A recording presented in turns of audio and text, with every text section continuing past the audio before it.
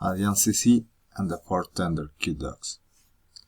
Once upon a time, there was a smart boy called Adrian, Sissy.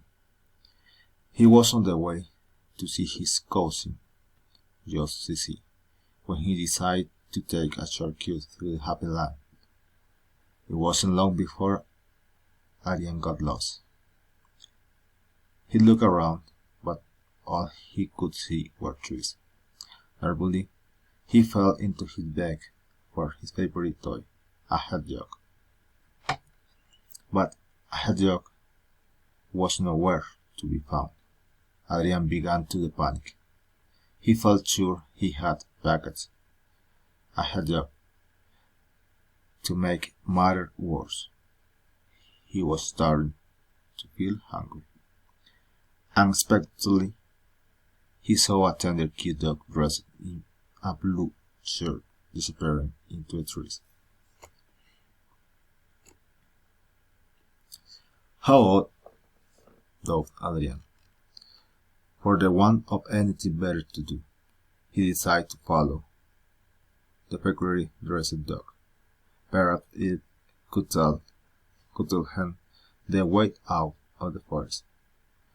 Eventually, Adrian reached a clearing. He found himself surrounded by houses made from different sorts of food.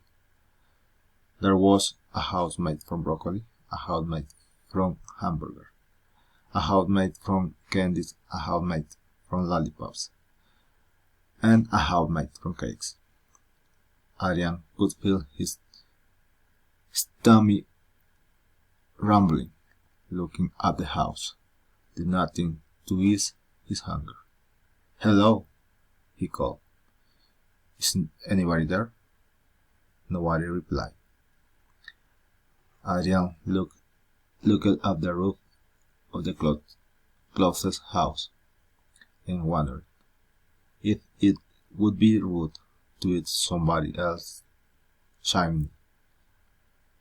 Obviously, it would be impolite to eat a whole house, but perhaps it would be considered acceptable to nibble the odd fixture of the League of 50 in a time of need. A crackle broke through the air, giving Adrian a fright. A witch jumped into the space in front of the house. She was carrying a cage. In the cage was a hedgehog. "A hedgehog?" shouted Adrian. He turned to the witch. "That's my toy." The witch just shrunk. "Give a hedgehog back," cried Adrian. "No, on your Nelly," said the witch. "At least let a hedgehog out of the cage." Before she could reply, four tender cute dogs rushed in from a footpath. On the other side of the clearing, Adrian recognized the one in the blue shirt that he'd seen earlier. The witch seemed to recognize him too. "Hello, big dog," said the witch. "Good morning," the dog nodded at the hedgehog. "Who is this?" "That's a hedgehog," explained the witch. "Oh, a hedgehog will look lovely in my house. Give it to me," demanded the dog. The witch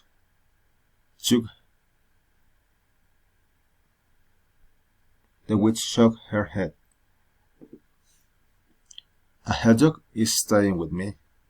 Excuse me," Adrian interrupted. "A hedgehog lives with me, and not in a cage." Big Dog in her hand. "Is there nothing you'll trade?" he asked the witch. The witch thought out for a moment, then said, "I do like to be entertained. I realize hand to anybody who can eat a whole front door. Big Dog looked at the house made from cake and said, "No problem. I could eat an entire house made from cakes if I want. If I wanted to."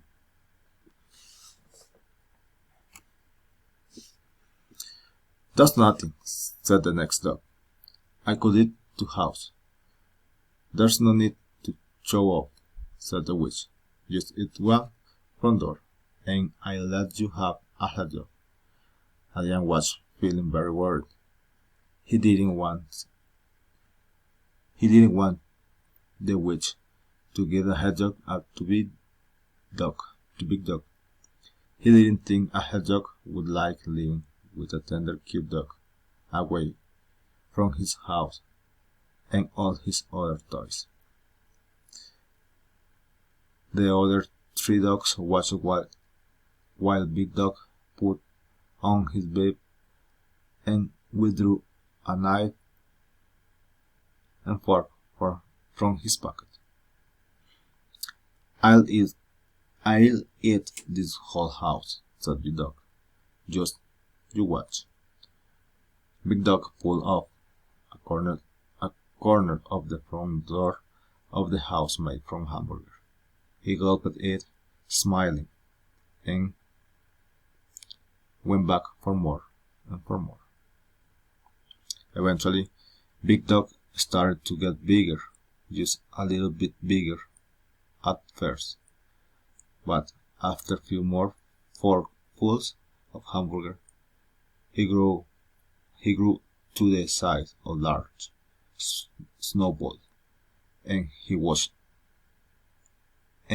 every bit as a round. I don't feel too good," said Big Dog. Suddenly, he started to roll. He ground so round that he could no longer balance.